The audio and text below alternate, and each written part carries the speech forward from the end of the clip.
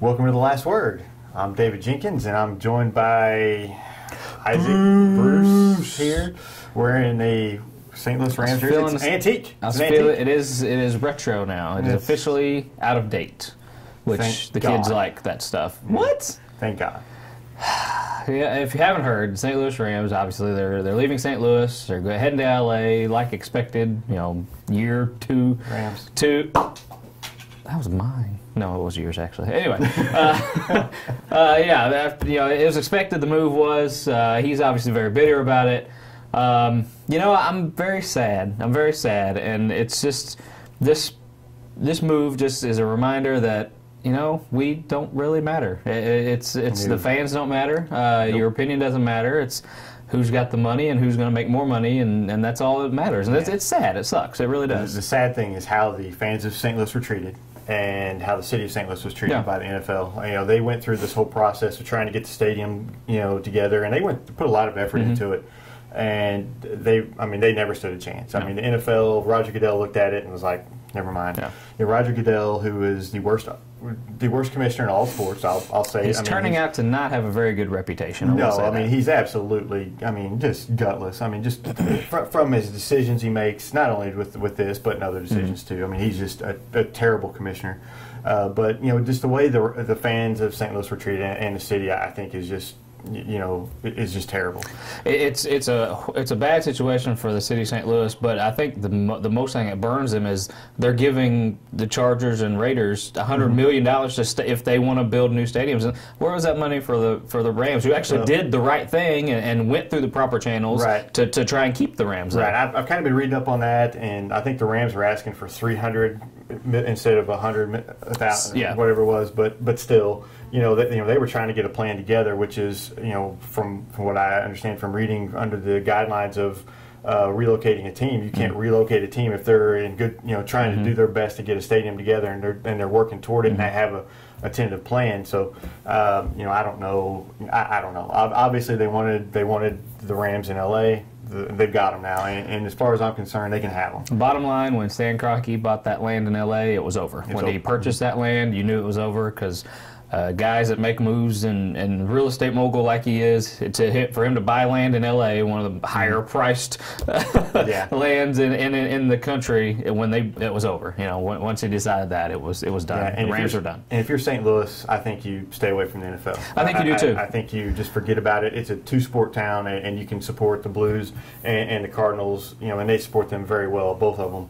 I think you just stick with them and let the NFL go somewhere else. I'm with you. Don't jump into a situation where it's going to cost you more money to bring another team here, because you're still paying for that dome the city is, and bringing a new team, you're going to just add more money to St. Louis, who honestly the economy just isn't great right now. It's okay, it's stable, it can house an NFL team, but why take the chance? Right, and let LA have a team as awful as the Rams have been the last 10 years. And seriously, you talk about the downfall in attendance. Well, the downfall in attendance, they sold out every game in 2006. Yeah. When they started being terrible and having one of the worst 10-year stretches in NFL history.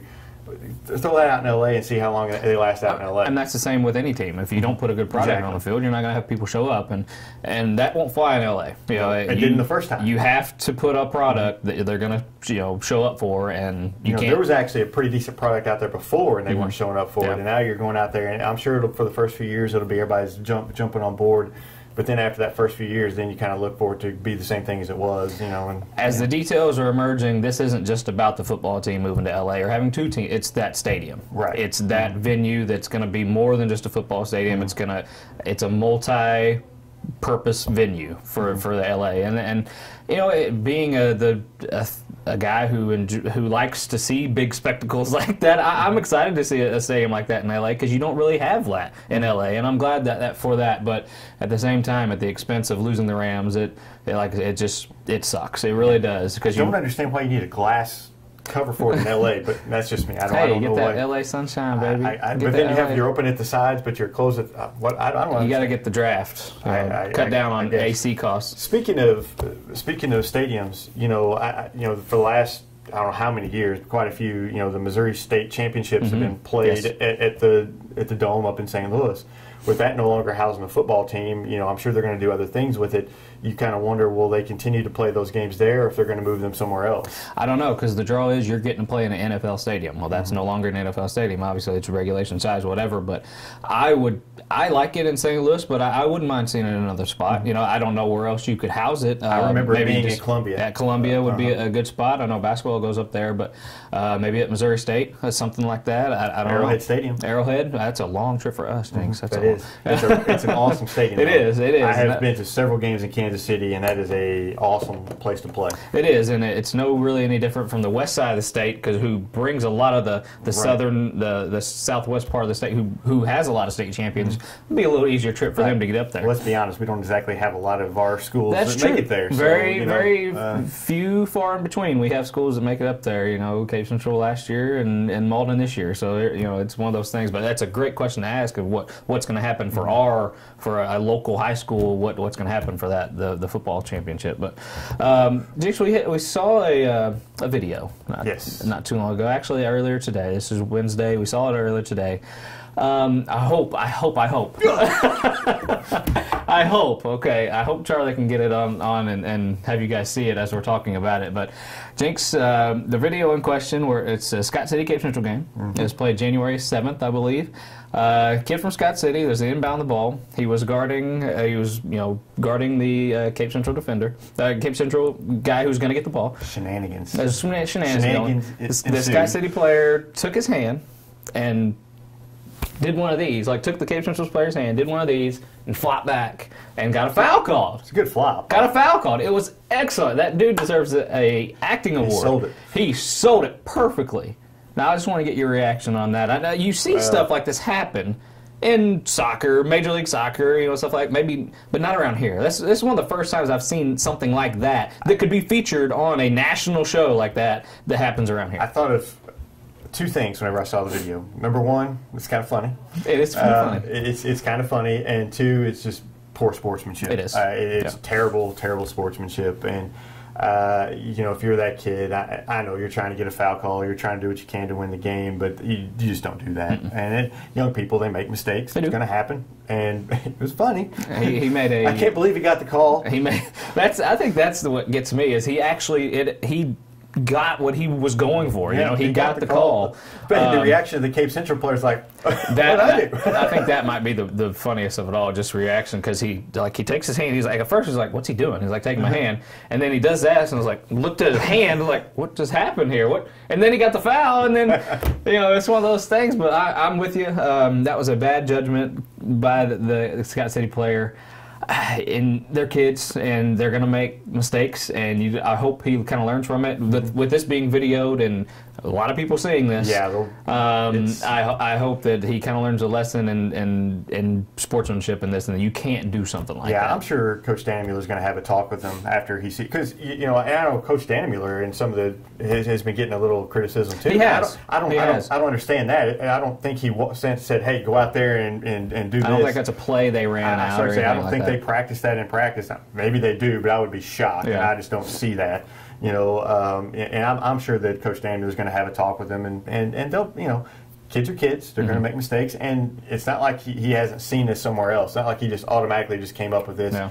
We've seen it other places, and they get this idea, and it's just bad sportsmanship. And I'm sure they'll take care of it, and hopefully it won't happen again. Whenever we're especially on video. I hope not. And that's the thing. It was caught on video. Everything is videotaped now. If you don't know, kids, you're being videotaped by your team, the opposing team. You're getting watched. So, and that's not to say if you're not getting videotaped. Charlie out there. I'm not saying if you're not being videotaped, try to get away with things. I'm just saying it's going to be seen. You're not going to get by with anything. It's not a good choice to do stuff like that. So please don't do that anymore.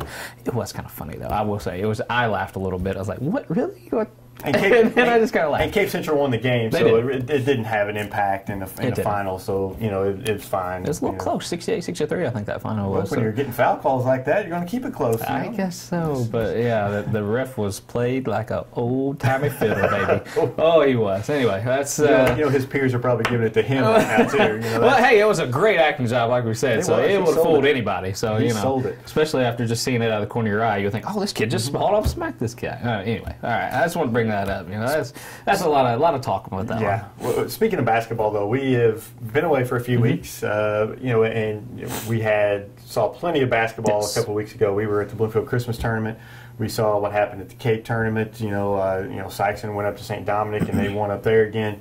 You know, things are kind of becoming clearer now after we get through Christmas. What are some things that you've taken away these last few weeks? There's some teams to look out for, or maybe some teams to surprise you.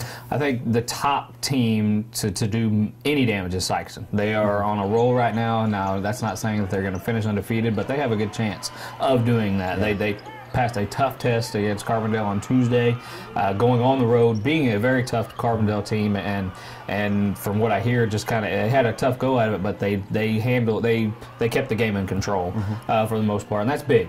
Going over to Illinois, which it's called a little bit different, and obviously it was a little different than we thought it would be. Hardly any foul calls. No, hardly any foul calls. I think there was 3 total. I think Sykeston shot 4 free throws. Yeah, something like that. Carbondale had 3 total fouls going into the last minute of the game. Under 10 for both teams, so that's just weird. You go over to Illinois and that happens, especially at the Sykeston team that plays physical.